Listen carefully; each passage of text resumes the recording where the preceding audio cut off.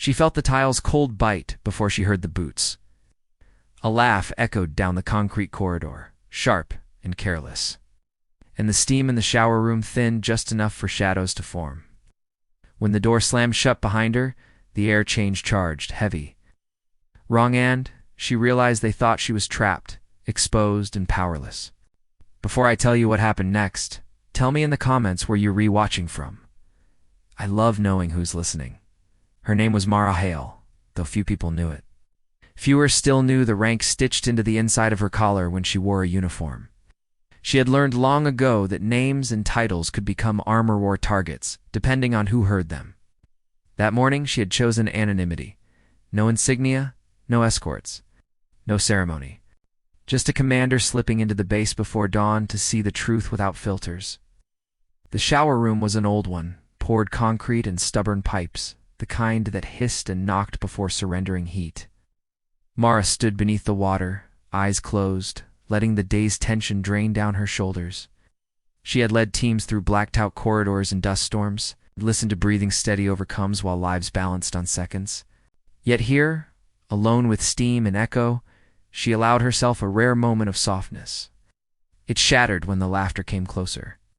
3 figures lingered beyond the frosted glass, their outlines careless, their voices too loud for a place that demanded discipline. They spoke as if no one else existed, as if rules dissolved when no officer watched, as if the base belonged to them. Mara reached for her towel, pulse steady despite the thud in her chest. Not fear calculation. She wrapped herself, squared her shoulders, and waited. She thought of the hundreds of decisions she'd made under pressure, the quiet cost of command. She thought of the young operators she deburied, and the ones she sent home alive. She thought briefly of how easily power could be mistaken for permission. The door creaked. A head leaned in, then another. Surprise flickered across their faces, quickly replaced by something uglier assumption. They spoke over one another, words sharp, dismissive, threaded with humor that wasn't humor at all. The room seemed to shrink, the steam thickening, the fluorescent lights humming like they always did before failing. Mara didn't raise her voice. She didn't flinch. She met their eyes and said one word, calm as still water. Out. They laughed again. In that moment, 1,000 choices branched. She could reveal herself. She could end it with a sentence. She could make an example. But leadership had taught her restraint, the art of letting truth arrive on its own time. She watched them weigh her, misjudge her, decide who they believed she was. And she felt the familiar ache of responsibility, the moral tension that came with power, when to strike and when to teach. Outside the shower room, the base woke up. Metal doors opened, radios crackled. Somewhere a squad formed up, boots falling into rhythm. The world moved forward, indifferent to the small storm brewing behind a closed door. Mara adjusted the towel, the fabric rough against her hands. Last chance, she said, still level. Leave. One of them stepped closer. The light caught his face now, young, confident, certain the world bent easily. Or what? She smiled then, not kind, not cruel, just precise. Or you'll learn. She reached past him, fingers steady, and pressed the emergency call panel by the sinks. The alarm didn't blare. It didn't need to. It sent a silent signal to a handful of people who knew exactly what it meant and how fast to move. The men froze, uncertainty rippling. A second passed, then another. The hum of lights grew louder. Water dripped from a faucet that never fully shut off.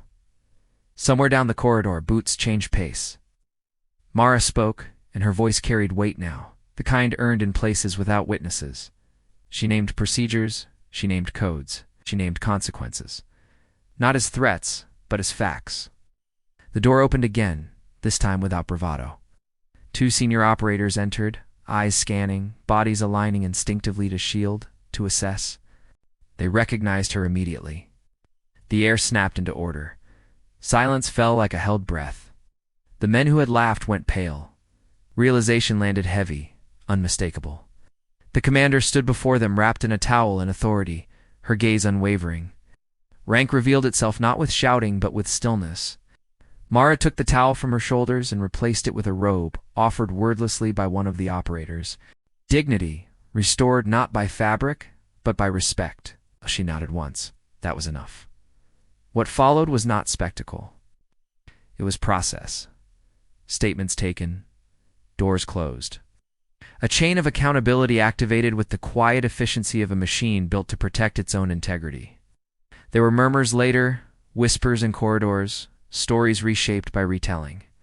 But at the center remained a truth no one could soften. The rules mattered, especially when no one thought they were being watched. The days after were heavier than the incident itself. Mara felt it in the looks that lingered too long and the sudden carefulness of speech. She addressed the base not with anger, but with clarity.